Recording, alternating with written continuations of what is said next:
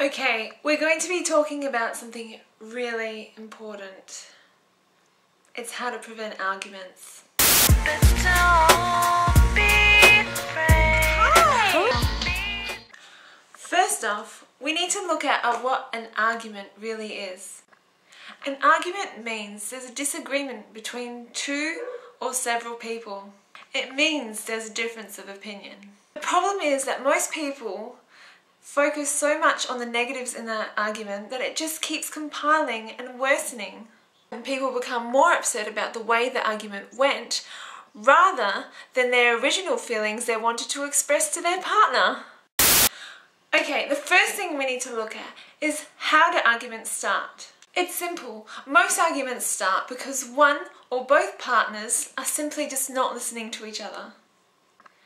I don't mean hearing, I mean actually listening and understanding their partner's feelings.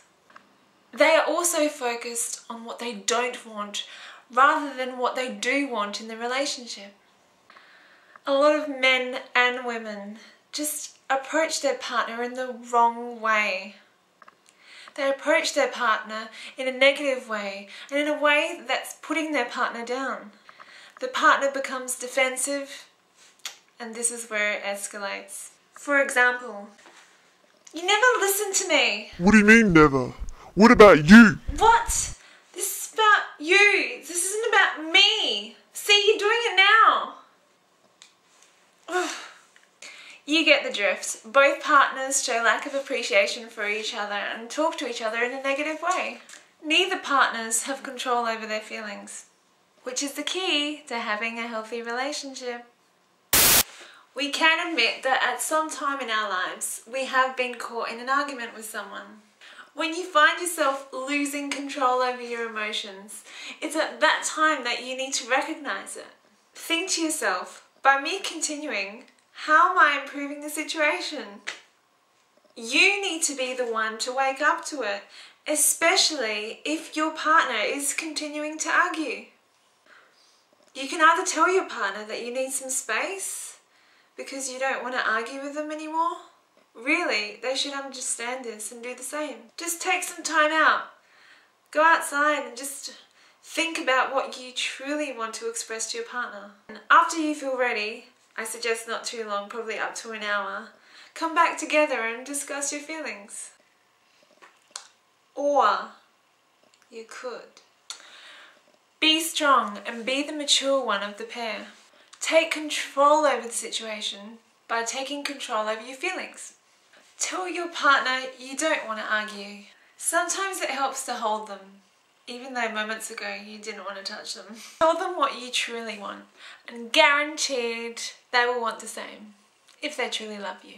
The last thing they want is to argue with you as well. But most people get so caught in the moment, they both lose control. And 90% of the time forget the original situation they were arguing over in the first place. If the arguments are usually based on how your partner behaves, then you really need to sit down and write down all the qualities that you want in a partner. I suggest you use the Let's Play a Love Game checklist in one of my previous videos.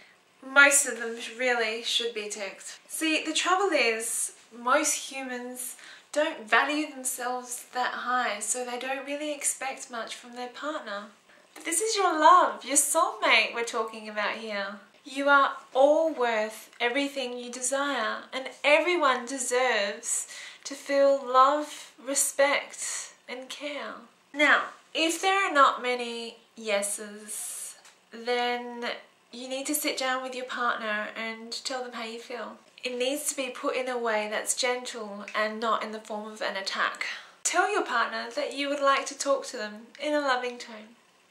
When you sit down with your partner, tell them how important it is to communicate with each other, and that you enjoy the moments when you do communicate with each other. They will surely agree and feel the same way. Ask them what they want in a relationship, and this will surely get them talking. This will get them talking about what they want. And make sure you steer them in the direction of their wants rather than their don't wants. Listen with great understanding, and this will also help you reflect on yourself as a person as well. Once your partner's done talking, then this is a great opportunity for you to tell them how you feel. Tell them what you want in a relationship and base it on what you're currently not getting in your relationship. For example, if your partner tends to talk to you in a disrespectful way at times, then you need to express to them, I want a partner who will speak to me with respect. Will always understand your feelings as long as you express it with gentle mannerisms. But this will only work if you don't contradict what you desire. So, you can't tell your partner that you want someone to speak to you with respect if you yourself aren't speaking to them with respect. But you can express this to them if you express to your partner that you want to change in your mannerisms. Often if you do this, then they will express the same thing to you. So if you make a vow to change, then you need to stick to it. Now is the best time, and we as humans, we can make immediate change. I mean, come on, some people wait for a disaster to kick in before they change. But why do that? Focus on the now. What are you going to do about it now? If you vow to change, then you need to prove this to yourself and your partner. Now, I can hear you all asking, what if they don't change? Okay, well, if they don't change after they have made the vow to change, then you just need to continually express it lovingly. Now, if still no change, then you need to face the fact that they actually, at that point in time, they don't desire to change. You need to consider how much you value yourself and what you truly deserve in a relationship. A lot of people say that making up after an argument is one of the best things about a relationship. Why? Because it's a time when you both connect with each other at a different level. And when you both come to an agreement and you may share an intimate connection due to this. But the downside is if this occurs too often, your mind, your heart, your spirit, your soul, your subconscious will eventually not feel the same way about this person anymore. This is when breakups occur. Most breakups occur because one partner is sick of something that the other partner continues to do. It reaches that stage because they always let their arguments reach their peak. They become fed up with it, and one of them or both of them just want out. Why? Because they continue to focus on what they don't want in their partner, rather than communicating it in the appropriate way. Okay, you all need to be responsible for your feelings. Some arguments commence because one partner or both are in a bad mood. It is important to understand that just because you're in a bad mood, it doesn't mean you need to put it on your partner, who may have been having a fabulous day. You need to recognize your feelings and know that you are totally responsible for the way you feel.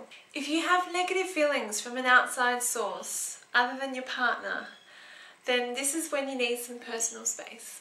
So, recognize your feelings and gain full control over your feelings. Only then can you speak to your partner about the situation that happened that day and what you're going to do about it. They'll admire you for that. A healthy flow of communication is the only way your relationship will survive. Now, if one of you starts an argument or attempts to start an argument, then one of you needs to be the one to stop it. This one person is you. A sign that your partner is starting an argument is using you at the beginning of a sentence. That tends to be a form of attack. They're not doing this because they are bad people. It just means that they need to be guided in the right direction. If you see them steering in the direction of the argument, steer them back into the way you want the conversation to go. Such as sitting them down, holding their hand, doing all those things as previously mentioned. By doing this, you'll see that eventually they'll feel silly that they're the only ones that are doing the arguing. You need to be strong and stick to this though. They will eventually learn that they do need to change, and they'll develop this desire within themselves. You will merely be their role model. Now, once you have both accomplished healthy communication, it just gets better and better. Once you have accomplished this, your relationship will grow and therefore your love will grow for each other. You will find that when a situation arises, you and your partner will just naturally sit down with each other and talk about it. You'll be working together as a team rather than against each other. Babe, stop it! I'm trying to tape!